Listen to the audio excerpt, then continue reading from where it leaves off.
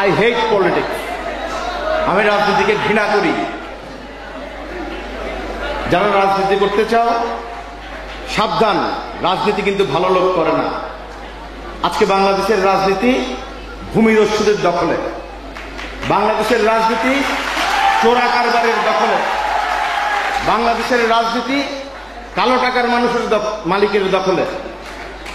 রাজনীতি করতে যদি যাও পৈতৃক প্রাণটা কিন্তু খোয়াতে পারো। ওরা অস্ত্র নিয়ে চলে, রাজনীতি করতে হলে কোমরে অস্ত্র নিতে হয়, চাঁদাবাজি করতে হয়, ছেলে পেলেদেরকে ফেন্সি দিলে আর ইয়াবার টাকা জোগাতে হয়, তাহলে তুমি অনেক বড় নেতা হতে পারবে। এমনি একটি বিভীষিকাময় পরিস্থিতি। রাজনীতি একটি ঘৃণিত পেশার নাম। বাংলাদেশের আর সব পেশার মানুষরা জুমা মসজিদের ইমামের চাইতেও বেশি চরিত্রবান। বাংলাদেশের সাংবাদিক কাউকে হুমকি দিয়ে চরিত্র হননের ভয় দেখিয়ে তার থেকে টাকা নেয় না। বাংলাদেশের বিশ্ববিদ্যালয়ের শিক্ষক নিজের পদ পদবীর উন্নতির জন্য, ডিপার্টমেন্টের চেয়ারম্যান হওয়ার জন্য, ডিন হওয়ার জন্য, বিশ্ববিদ্যালয়ের ভিসি প্রভিসি হওয়ার জন্য, বিশ্ববিদ্যালয়ের চাকরি শেষ হওয়ার পর রাজনীতিবিদদের অনুগ্রহ নিয়ে কোনো দেশের রাষ্ট্রদূত হওয়ার জন্য, অনেক কিছু হওয়ার জন্য রাজনীতি, মানবতা, বিবেক এগুলোকে বন্ধক রেখে ওই চোর, ছ্যাঁচোর, ভূমিদস্যু রাজনীতিবিদদের পেছনেই ঘুরে বেড়ায়। বাংলাদেশের কবি বিশ্ববিহায় এরশাদের কথায় কবিতা লেখে, রাজার বন্দনা করে। বাংলাদেশের সাহিত্যিক মুক্তিযুদ্ধ নিয়ে একটা মাস্টারপিস লেখার মতো সময় তার নেই। পেন পেনে প্রেমের কাহিনী লিখে বই বিক্রির কাটতি যে বাড়াতে হবে। বই বিক্রি না হলে ঘরে বছর বছর এলসিডি টিভির মডেল বদলাবে কি করে? বউকে নিয়ে ব্যাংকক, সিঙ্গাপুর, আমেরিকা, সুইজারল্যান্ড বেড়াতে যাওয়ার খরচ যোগাবে কি করে? বাংলাদেশের ডাক্তার, বাংলার কৃষক, শ্রমিক, গরিব, দুঃখী, মেহনতি মানুষ তাদের কষ্টার্জিত টাকায় এই গরিব দেশের মানুষের অর্থ দিয়ে আপনাকে অনেক টাকা খরচ করে ডাক্তার বানায়। আপনার বাবার টাকায়, আপনার পরিবারের টাকায় আপনার ডাক্তারির পড়ার খরচ চলে না, আপনার ইঞ্জিনিয়ারিং করার খরচ চলে না। বাংলাদেশের পাবলিক বিশ্ববিদ্যালয়গুলো থেকে আপনারা যারা পাশ করে বেরিয়ে আছেন, আপনাদের প্রত্যেকের শিক্ষার পেছনে এই বাংলার কৃষক, শ্রমিক, দরিদ্র মানুষের রক্ত জল করা টাকা আছে, অর্থ বিনিয়োগ আছে। এই অর্থের বিনিময়ে আমরা যে ডাক্তারটাকে বানিয়ে তাকে বলি অন্তত 3টা বছর গ্রামে যে মানুষের সেবা করো, সেই ডাক্তারকে দেখি উপজেলা স্বাস্থ্য কমপ্লেক্সে বছরে 2 বার যে সিগনেচার করে বাকি সময়টা শহরে বসে তার প্রাইভেট প্র্যাকটিসে কাটায়। বাংলাদেশের সবচাইতে মেধাবী মুখ ইঞ্জিনিয়ার গুলো বিভিন্ন বিশ্ববিদ্যালয় থেকে পাশ করে বেরিয়ে আসেন, প্রকৌশলী হন। বাংলাদেশের রাজস্ব খাতের সবচাইতে বড় অংশ খরচ করা হয় আপনাদেরকে দিয়ে। সেই ইঞ্জিনিয়ার গুলো বাংলাদেশের বিভিন্ন সরকারি প্রতিষ্ঠানে বসে প্রতিদিন কি করছেন? প্রতিদিন তাদের ড্রয়ারে কালো টাকার স্তূপ জমছে। প্রতিদিন তারা লক্ষ লক্ষ কোটি কোটি টাকা লুট করছে। কোত্থেকে লুট করছে? এই টাকা লুট করছে আপনার উন্নয়ন থেকে, আমার উন্নয়ন থেকে, এই বাংলার গরিব, দুঃখী, মেহনতি মানুষের ভবিষ্যৎ থেকে তারা চুষে নিয়ে তারা আঙ্গুল ফুলে কলাগাছ করছে। আর শব্দ রাজনীতিবিদের। রাজনীতিবিদ রাজনীতি করতে হলে, এমপি হতে হলে তাকেও তো অনেক টাকা খরচ করতে হয়। আপনার মেয়ের বিয়ের টাকা যদি রাজনীতিবিদ নেতা দিতে না পারেন, আপনার বাবার জানাজায় আপনার রাজনীতিবিদ যদি টাকা দিতে না পারেন, আপনার মায়ের কুলখানিতে যদি রাজনীতিবিদ টাকা দিতে না পারেন, আপনার ছেলের চিকিৎসার জন্য রাজনীতিবিদের ড্রয়িং রুমে যাওয়ার পর যদি খালি হাতে ফেরত আসতে হয়, আপনি একটা জায়গা দখল করছেন, সামান্য সমস্যা আছে, ওই জায়গা দখলের জন্য যদি রাজনীতিবিদ আপনার পাশে না দাঁড়ান, সেই রাজনীতিবিদকে তো আপনি ভোট দেন না। আমরা দেখেছি এই চট্টগ্রামে কিংবদন্তি একটা নেতা ছিল আমাদের, চট্টগ্রাম উত্তর জেলা আওয়ামী লীগের প্রেসিডেন্ট ছিলেন তিনি। 71-এর মহান মুক্তি সংগ্রামে নিজের হাতে অস্ত্র নিয়ে যুদ্ধ করেছেন। বড় বেশি মনে পড়ছে সেই মরহুম ওহাব চাচার কথা। ওই মরহুম ওহাব মিয়া হাটাজারির একটা প্রত্যন্ত গ্রামে থাকতেন। আওয়ামী লীগের এত বড় নেতা হওয়ার পরেও তার জীবদ্দশায় তিনি নিজ হাতে হাল চাষ করতেন, লাঙ্গল নিয়ে, বলদ নিয়ে মাঠে নেমে চাষ করতেন। সেই ওহাব মিয়ার মতো নেতা বারবার হাটাজারির মানুষের নেতৃত্ব দেওয়ার জন্য, হাটাজারির মানুষের জনপ্রতিনিধি হওয়ার জন্য নির্বাচনে দাঁড়িয়েছেন। একটি নির্বাচনেও তিনি পাশ করতে পারেন নাই। মানুষ ওই গরিব সাধারণ জীবনযাপন করা ওহাব মিয়াকে ভোট দেয় নাই, ভোট দিয়েছে ওই ৭১-এর মুক্তিযুদ্ধ থেকে পালিয়ে আসা রাজাকার, ওই ৭১-এর কুলাঙ্গার ওয়াহিদুল আলম, যে জিয়াউর রহমানের শাসন আমলে লুট করে ডাকাতি করে কোটি কোটি টাকা অর্জন করেছে। সেই টাকা দিয়ে আপনার মেয়ের বিয়েতে উপঢৌকন পাঠিয়েছে, সেই টাকা দিয়ে আপনার বাবার জানাজায় টাকা পাঠিয়েছে, সেই টাকা দিয়ে আপনার মায়ের কুলখানিতে অর্থ পাঠিয়েছে। আর সেই হারামের টাকা দিয়ে আপনি আপনার জীবন যাপন করলেন, আর সেই হারামের টাকার উৎসদারী ওয়াহিদুল আলমকে নেতা বানালেন। এই যখন আমাদের মনোজগৎ, এই যখন আমাদের বিবেকের মানদণ্ড, এই যখন আমাদের চিন্তা চেতনার পরিসর প্রেক্ষাপট, তখন কিভাবে, কোথায়, কোন আলাদ্দিনের চেরাকের ছোঁয়ায় আপনারা পাবেন একটা সুস্থ রাজনীতি?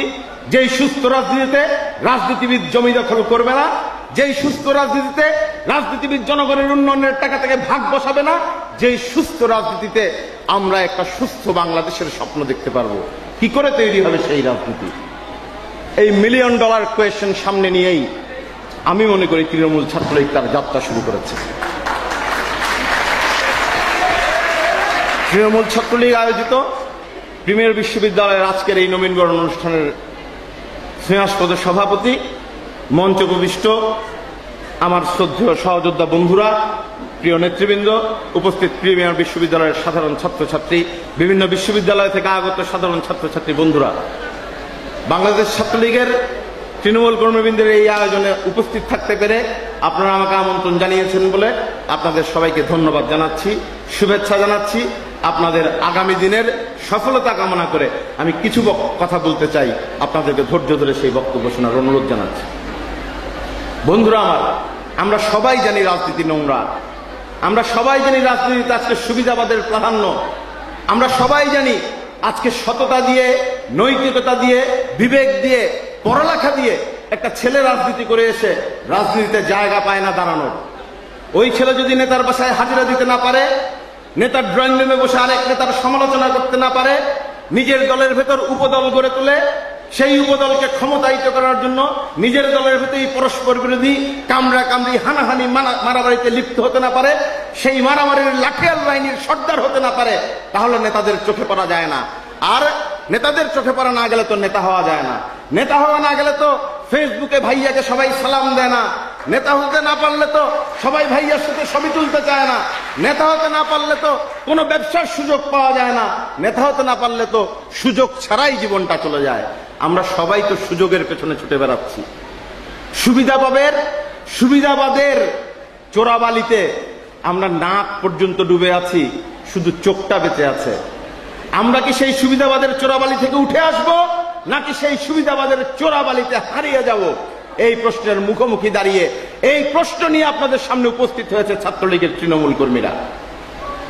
বন্ধুরা আমার, আমরা রাজনীতির নোংরামি চাই না, আমরা কোনো পেশার নোংরামি চাই না। আমরা একটা সৎ, স্বচ্ছ, সুন্দর জীবন চাই। যেই সৎ, স্বচ্ছ, সুন্দর জীবনে আমরা আমাদের নিজের যোগ্যতা অনুযায়ী নিজের সম্মান অর্জন করতে পারবো। আমার সম্মান কারো দয়ার দান হবে না। আমার অবস্থান, আমার পদ পদবী মর্যাদা কারো করুণার ভিক্ষা হবে না। আমার সামাজিক মর্যাদা, আমার সামাজিক অবস্থান, আমার পেশাদারী অবস্থান কোনো কিছুই আমার যোগ্যতার বাইরে কারো দয়া বা করুণার উপর নির্ভর করে আমাকে অর্জন করতে হবে না। এমন একটি সমাজ আমরা কখন কিভাবে গড়ে তুলব? যেই সমাজের রন্ধ্রে রন্ধ্রে সুবিধাবাদের পাপ, যেই সমাজের রন্ধ্রে রন্ধ্রে দুর্নীতির বিষাক্ত নিঃশ্বাস, যেই সমাজের পা থেকে মাথা পর্যন্ত আজকে আত্মচিন্তা, আত্মকেন্দ্রিকতা, স্বার্থান্ধতায় মগ্ন, সেই সমাজ থেকে আমরা নতুন জীবনের সূর্যোদয়টা কি করে করব বন্ধুরা? কিভাবে পরিবর্তন হবে? আপনারা কি সেই পরিবর্তন নিয়ে ভাবতে চান? আপনারা কি সেই পরিবর্তনের নেতৃত্ব দিতে চান? আপনারা কি মনে করেন আপনাদের শক্তি আছে এই দেশটাকে বদলে দেওয়ার? আপনারা কি মনে করেন আপনারাই আগামীর বাংলাদেশ, আপনারা যেভাবে চাইবেন সেইভাবেই আগামীর বাংলাদেশ পরিচালিত হতে হবে? প্রশ্ন করুন নিজেকে, প্রশ্ন করুন নিজের বিবেককে, প্রশ্ন করুন নিজের কাছে নিজে, কতটুকু দায়িত্ব এই দেশের জন্য, এই সমাজের জন্য, এই মানব জন্মের জন্য আপনি পালন করতে প্রস্তুত? আপনি কি চান? কেমন জীবন চান?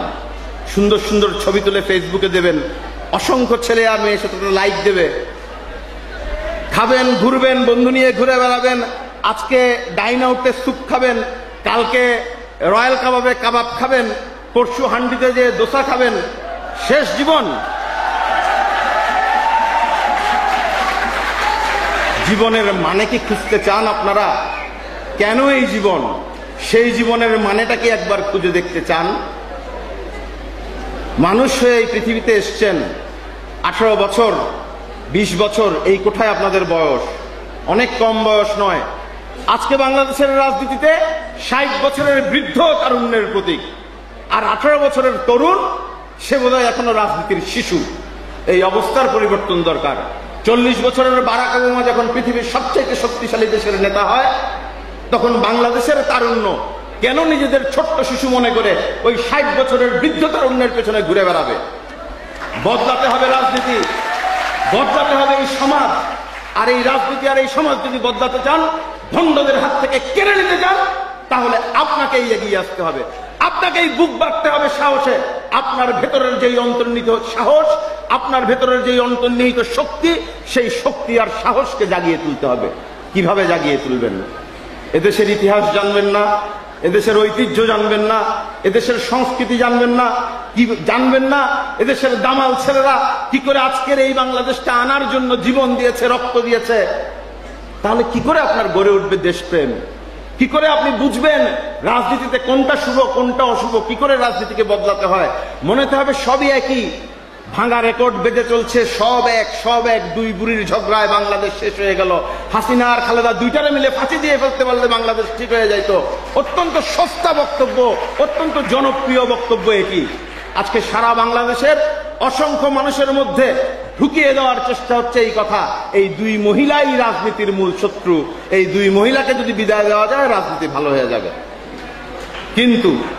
কিন্তু বন্ধুরা আমার, বলছি কিন্তু, একবার এই কথাটির আগে, এই কথাটিকে আত্মস্থ করার আগে, ধারণ করার আগে, আওয়ামী লীগ বিএনপি একই মুদ্রার এপিঠ এবং ওপিঠ, এই বক্তব্যটিকে স্থির বিশ্বাসে নেওয়ার আগে একটিবার চিন্তা করুন, আপনি কতটুকু জানেন? আপনি কতটুকু জানেন এই বাংলাদেশের ইতিহাস নিয়ে? আপনি কতটুকু জানেন এই বাংলাদেশের গৌরবময় সংগ্রাম নিয়ে? কতটুকু জানেন এই বাংলাদেশের কত শত শত হাজার অযুত সন্তান জীবন দিয়ে, রক্ত দিয়ে আজকের বাংলাদেশ এনেছে? এই যে আপনারা আজকে এখানে বসে আছেন, অত্যন্ত সুশৃঙ্খল একটি অনুষ্ঠান করছেন। আমার ভাবতে অবাক লাগে, মহিউদ্দিন সোহেল বলছিল, মিলির সাথে কথা হচ্ছিল স্টেজে বসে, আমি যখন ইন্টারমিডিয়েটের ছাত্র, প্রথম যেদিন ক্যাম্পাসে গেলাম, চারিদিকে ঘুরে মনে হচ্ছিল আমি পাকিস্তানে বসে আছি। বক্তব্য যাদের শুনছিলাম, ক্লাসে এসে বলছিল, এই উপমহাদেশের শ্রেষ্ঠ ব্যক্তিত্ব মাওলানা দেলোয়ার হোসেন সাইদি, তার আদর্শে জীবন গড়ে তুলুন। ওই চট্টগ্রাম কলেজের ক্যাম্পাসে তখন চারিদিকে কান পেতেও আমি শুনতে পাইনি জয় বাংলা স্লোগান, ফিসফাস গুঞ্জন, কোথাও নেই ছাত্রলীগ, খুঁজে পাওয়া যাচ্ছে না। এমন একটি অবস্থায় আমরা তখন যারা ইন্টারমিডিয়েটে পড়ি বন্ধুরা, সবাই মিলে বললাম, যদি ছাত্রলীগ না থাকে আমরাই জন্ম দেব ছাত্রলীগের। একদিন 10টা ছেলে দল বেঁধে দাঁড়িয়ে ওই রাজাকার অধ্যুষিত ক্যাম্পাসে চিৎকার করে স্লোগান দিলাম, জয় বাংলা। আর সেই 10 জন নিয়ে যাত্রা শুরু করে একটা সময় দেখতে পেলাম আমরা 10 জন নয়, আমরা অনেকেই। বন্ধুরা আমার,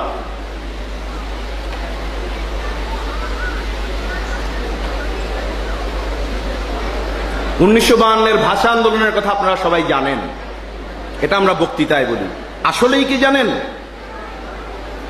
আমরা এই তো মাত্র কয়েকদিন আগে 21শে ফেব্রুয়ারি গেল, যে এই ভাষা আন্দোলনকে আজকে সারা পৃথিবীর মানুষ স্বীকৃতি দিয়ে আন্তর্জাতিক মাতৃভাষা দিবস করলো 21শে ফেব্রুয়ারিকে। সেই 21শে ফেব্রুয়ারি সম্পর্কে আমরা দেখলাম ঢাকার বইমেলায়, বিভিন্ন টেলিভিশন চ্যানেলে দেখলাম, সাংবাদিকরা, রিপোর্টাররা নতুন প্রজন্মের অনেকের কাছেই জিজ্ঞেস করছেন ভাষা আন্দোলনে কি হয়েছিল। সেখানে অনেক বিশ্ববিদ্যালয়ে পড়ুয়া তরুণ তরুণীকে আমরা বলতে শুনেছি, 52-এর ভাষা আন্দোলনে আমরা যুদ্ধ করে দেশ স্বাধীন করেছিলাম। এই যে ভাষা জ্ঞান, নিজের ইতিহাসকে ভুলে যাওয়ার প্রবণতা, নিজের ইতিহাসকে না জানার প্রবণতা, নিজের রাজনীতি সম্পর্কে কিছুই জানি না, কে কি করলো, কিন্তু আমরা সবাই একজন বড় বোদ্ধা। হুট করে মুহূর্তের মধ্যে আমরা সিদ্ধান্ত দিয়ে ফেলছি রাজনীতি খারাপ, সিদ্ধান্ত দিয়ে ফেলছি সব রাজনীতিবিদ এক। কিন্তু আমরা জানি না কোন রাজনীতিবিদের চরিত্র কেমন, কোন রাজনীতির জন্ম কি করে হলো। আমরা যে ছাত্রলীগের কথা বলতে এসেছি, একটি ছেলে তার বক্তব্যে বলেছে 52-এর ভাষা আন্দোলনের কথা। ওই 52-এর ভাষা আন্দোলনে রাষ্ট্রভাষা বাংলা চাই বলে বুকের রক্ত দেওয়ার জন্য রাজপথে নেমে এসেছিল যে তরুণ, সেই তরুণের কণ্ঠে অধিকার আদায়ের স্লোগান তুলে দিয়েছিল যে সংগঠন, সেই সংগঠনের নাম বাংলাদেশ ছাত্রলীগ। আপনারা অনেকেই জানেন না 62-র শিক্ষা আন্দোলনের কথা। আপনারা কি শুনেছেন কুখ্যাত হামদুর রহমান শিক্ষা কমিশন রিপোর্টের কথা? ওই 62 সালে পাকিস্তানি শাসন রাষ্ট্র ক্ষমতায় তখন আইয়ুব শাহী, জেনারেল আইয়ুব খান, দুর্দণ্ড প্রতাপশালী সামরিক জান্তা, সারা পশ্চিম পাকিস্তান, পূর্ব পাকিস্তানের সকল গণতান্ত্রিক আন্দোলনকে জেলখানায় ঢুকিয়ে দিয়ে নির্মম অত্যাচারে নিষ্পেষিত করে তিনি তার একচ্ছত্র রাজত্ব চালাচ্ছেন। আরবি হরফে বাংলা প্রচলনের চেষ্টা করছেন। তার গভর্নর, তৎকালীন পূর্ব পাকিস্তানের গভর্নর মুনায়েম খান সাহেব পূর্ব পাকিস্তানের বুদ্ধিজীবী শিল্প সাহিত্যিকদের ডেকে নিয়ে বলছেন, আপনারা কি করেন? আপনারা বসে রবীন্দ্রসঙ্গীত লিখতে পারেন না? মানুষ তো রবীন্দ্রসঙ্গীত শুনতে যায়, আপনারা নিজেরাই রবীন্দ্রসঙ্গীত লেখেন। এই যখন দেশের অবস্থা, তখন তারা আমাদের উপর চাপিয়ে দিতে চাইল একটি সাম্প্রদায়িক শিক্ষানীতি, চাপিয়ে দিতে চাইল এমন একটি শিক্ষানীতি যেই শিক্ষানীতির মধ্য দিয়ে আমরা সাম্প্রদায়িক হয়ে বেড়ে উঠব, যেই শিক্ষানীতির মধ্য দিয়ে শিক্ষা একটি পণ্য হিসেবে প্রতিষ্ঠিত হবে। সাধারণ মানুষের, গরিব দুঃখী মেহনতি মানুষের শিক্ষা যে মৌলিক অধিকার, যেই মৌলিক অধিকারের দায়িত্ব নেওয়ার কথা রাষ্ট্রের, সেই শিক্ষাকে একটি ব্যবসায় পরিণত করার মতো একটি শিক্ষানীতি দিল হামদুর রহমান। আর সেই শিক্ষানীতির বিরুদ্ধে সারা বাংলাদেশের ছাত্র সমাজকে নিয়ে নেতৃত্ব দিয়ে প্রতিবাদের আন্দোলন, প্রতিরোধের আন্দোলন শুরু করেছিল যেই সংগঠন, সেই সংগঠনের নাম বাংলাদেশ ছাত্রলীগ। বাংলাদেশ ছাত্রলীগের নেতা ওয়াজিউল্লাহ মোস্তফা বাবুলের রক্তের বিনিময়ে সেই 62 সালে কুখ্যাত হামদুর রহমানের শিক্ষা কমিশন রিপোর্টকে প্রতিহত করা হয়েছিল। 66-তে জাতির জনক বঙ্গবন্ধু শেখ মুজিবুর রহমান 6 দফা দিয়েছিলেন। 3 বছর অত্যাচার নির্যাতন করে 6 দফার পক্ষে জনমত সংগঠনের সুযোগ দেয় নাই কুখ্যাত আইয়ুব শাহী। অবশেষে 1969 সালে আগরতলা ষড়যন্ত্র মামলা করে বঙ্গবন্ধু শেখ মুজিব সহ মুক্তিযুদ্ধ এই স্বাধীন বাংলাদেশের স্বপ্নদ্রষ্টা নেতৃত্বকে সেদিন ফাঁসি কাস্টে ঝুলানোর চক্রান্ত করলো আইয়ুব শাহী। আর ওই আইয়ুব শাহীর দুঃশাসনের বিরুদ্ধে কারা সেদিন গর্জে উঠেছিল? ওই 1969 সালে ওই আসাদ, মতিউর, মনুমিয়ার রক্তের বিনিময়ে একটি 11 দফা ভিত্তিক ছাত্র আন্দোলন গড়ে তুলে যেই ছাত্র রাজনীতি সেদিন আইয়ুব শাহীর পতন ঘটিয়েছিল, 69-এর গণ অভ্যুত্থানের সূচনা করেছিল, বঙ্গবন্ধুকে ওই জেলখানা থেকে বেরিয়ে এনে সোহরাওয়ার্দীর উদ্যানে নিয়ে যে বঙ্গবন্ধু উপাধিতে ভূষিত করেছিল, সেই গৌরবময় ছাত্র রাজনীতির নেতৃত্ব দিয়েছে বাংলাদেশ ছাত্রলীগ। বাংলাদেশ ছাত্রলীগ সেই সংগঠন যেই সংগঠনের 37,000 নেতা কর্মীর রক্ত 71-এর মহান মুক্তিযুদ্ধের রক্ত স্রোতে, রক্ত নদীতে মিশে যে এই বাংলার স্বাধীনতার সূর্যোদয়ের ভূমিকা রেখেছিল, সেই বাংলাদেশ ছাত্রলীগ। আজকে সেই বাংলাদেশ ছাত্রলীগকে আপনারা চেনেন কিভাবে? আজকে সেই বাংলাদেশ ছাত্রলীগকে আপনারা চেনেন যেই বাংলাদেশ ছাত্রলীগকে আপনারা দেখেন টেলিভিশনের পর্দায় ধামা নিয়ে, চাপাতি নিয়ে দৌড়ে দৌড়ে ওই জগন্নাথ হলে, জগন্নাথ বিশ্ববিদ্যালয়ের কাছে ঢাকার প্রকাশ্য রাজপথে বিশ্বজিৎকে কুপিয়ে কুপিয়ে হত্যা করে। আজকে ছাত্রলীগ বলতে আপনারা চেনেন কাকে? সেই ছাত্রলীগকে যেই ছাত্রলীগ ভাতৃঘাতী সংঘাতে লিপ্ত হয়ে আমরা দেখি চট্টগ্রাম বিশ্ববিদ্যালয়ে তাপস সরকার লাশ হয়ে যায়। এর বিপরীতেও ছাত্রলীগ আছে। এর বিপরীতে আপনারা কি দ্বীপের কথা জানেন না? ওই বুয়েটের দ্বীপ, বুয়েটের দ্বীপকে কারা হত্যা করেছে? 2 বছরও তো হয়নি। কিভাবে নির্মম ভাবে বুয়েটের একটা মেধাবী ছেলেকে বুয়েটের ভিতর ঢুকে কুপিয়ে কুপিয়ে হত্যা করা হলো। আপনারা নোমানের কথা জানেন না? ওই রাজশাহী বিশ্ববিদ্যালয়ে তাকে কি করে হত্যা করা হলো? রাব্বিকে কি করে হত্যা করা হলো রাজশাহী ময়মনসিংহ কৃষি বিশ্ববিদ্যালয়ে? বাংলাদেশ ছাত্রলীগের নেতা ও কর্মীরা আজকে অত্যন্ত বিকৃতভাবে উপস্থাপিত হচ্ছে বিভিন্ন কর্মকাণ্ডের কারণে। বাংলাদেশ ছাত্রলীগের এই গৌরবময় পতাকার নিচে আজকে দিনের পর দিন সুবিধাবাদ শক্তিশালী হচ্ছে। ওই নেতার ড্রয়িং রুমে ঘুরে নেতার কাছ থেকে পদ কিনে নিয়ে যে রাজনীতি, সেই রাজনীতি আজকে বাংলাদেশ ছাত্রলীগকে গ্রাস করছে। অথচ বন্ধুরা আমার, আজকে যে এই পরিস্থিতি আপনারা পাচ্ছেন শিক্ষা প্রতিষ্ঠানে, এই যে নিরাপদে বসে একটি সুন্দর পরিস্থিতিতে, একটি সুন্দর অনুষ্ঠানে আপনারা অংশগ্রহণ করছেন, এই অবস্থা কিন্তু একদিনে আসে নাই। 75-এর 15ই আগস্ট জাতির জনক বঙ্গবন্ধু শেখ মুজিবুর রহমানকে সপরিবারে হত্যা করার পর বাংলাদেশে যে এই রাজনীতি আমরা প্রত্যক্ষ করেছি, আমরা সেই দুঃসময়ের ফসল। আমরা সেই দুঃসময়ে ছাত্র রাজনীতি করেছি। ওই চট্টগ্রাম কলেজের কথা বলেছি আপনাদেরকে। চট্টগ্রাম কলেজে যখন ঢুকেছিলাম দেখেছিলাম পাকিস্তান। সেখান থেকে গিয়েছিলাম কমার্স কলেজে। কমার্স কলেজে যেদিন ভর্তি হলাম সেদিন দেখলাম সেখানে ছাত্র সংসদ নির্বাচনের ডামাডোল চলছে। ছাত্র সংসদ নির্বাচনে অংশগ্রহণ করে স্লোগান দিয়েছিলাম বাংলাদেশ ছাত্রলীগের কর্মী হিসেবে, আমি কে তুমি কে, বাঙালি বাঙালি, তোমার আমার ঠিকানা পদ্মা মেঘনা যমুনা, শিক্ষা শান্তি প্রগতি ছাত্রলীগের মূলনীতি।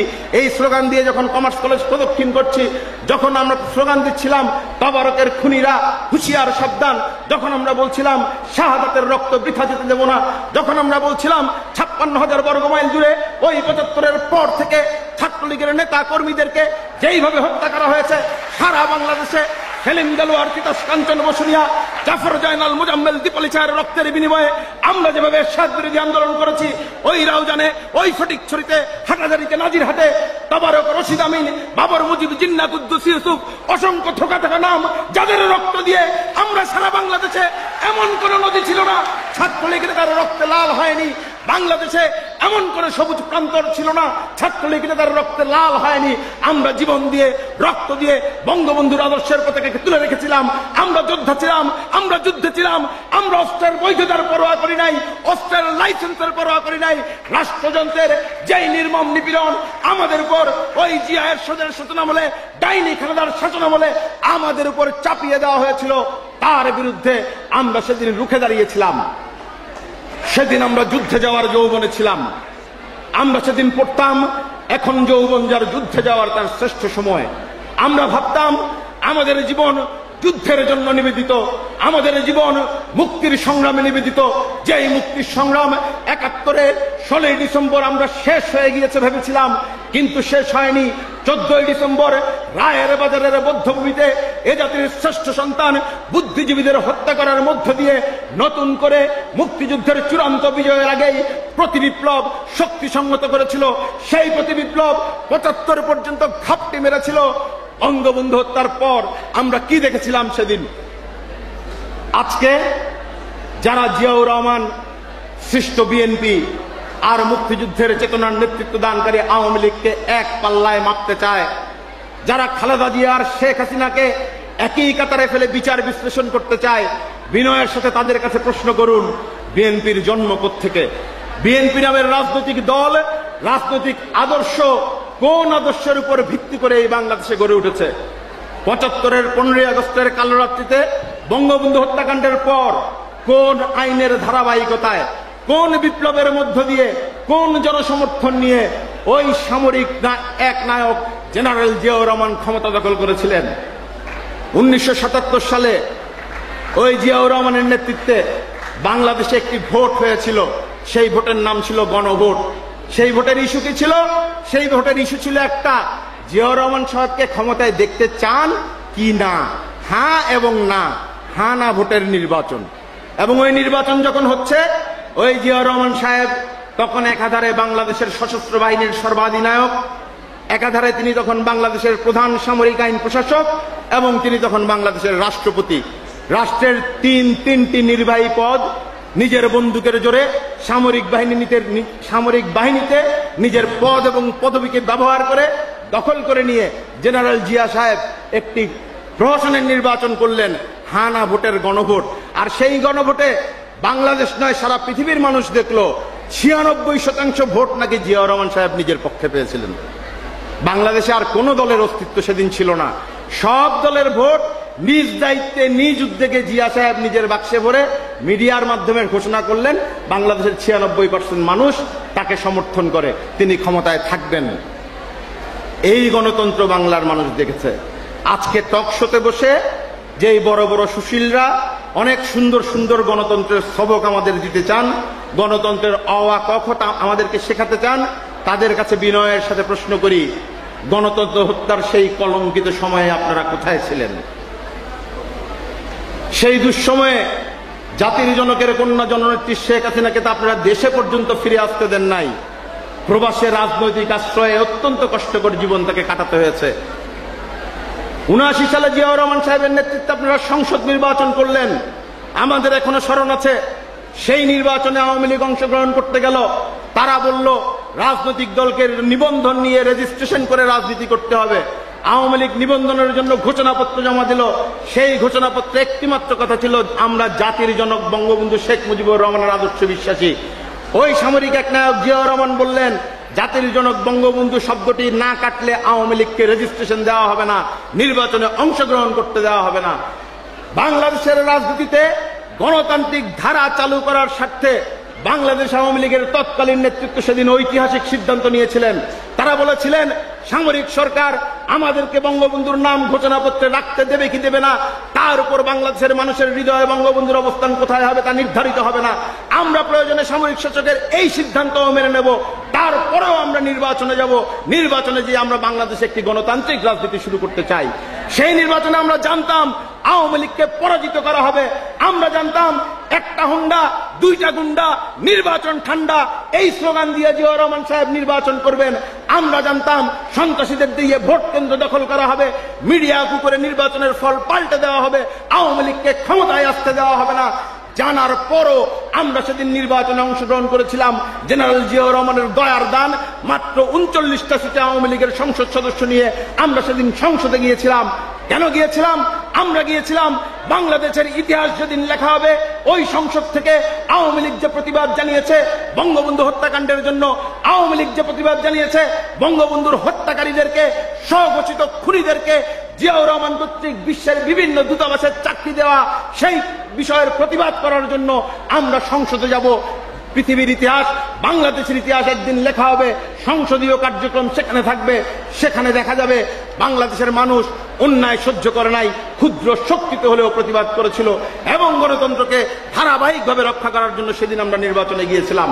আর আজকে আমরা দেখছি বাংলাদেশের একটি রাজনৈতিক দল নির্বাচনে তো যাই না, বরঞ্চ সেই নির্বাচন বন্ধ করার জন্য 500-এর অধিক স্কুল জ্বালিয়ে দেয়, বোমা হামলার পর বোমা হামলা করে বাংলাদেশের সাধারণ মানুষকে, নিরীহ মানুষকে হত্যা করে তারা আজকে বাংলাদেশে রাজনীতি করতে চায়। বন্ধুরা আমার, আপনারা কি জানেন 1975-এর 15ই আগস্ট জিয়াউর রহমান ক্ষমতায় নেওয়ার পর বাংলাদেশের প্রধানমন্ত্রী করেছিলেন কোন ব্যক্তিটিকে? বাংলাদেশের প্রধানমন্ত্রী হিসেবে জিয়াউর রহমান সাহেব প্রথম নিয়োগ দিয়েছিলেন 71-এর চিহ্নিত মুক্তিযুদ্ধ বিরোধী একজন রাজনীতিবিদ শাহ আজিজুর রহমান সাহেবকে। কে এই শাহ আজিজ? আপনারা কি শাহ আজিজের নাম শুনেছেন?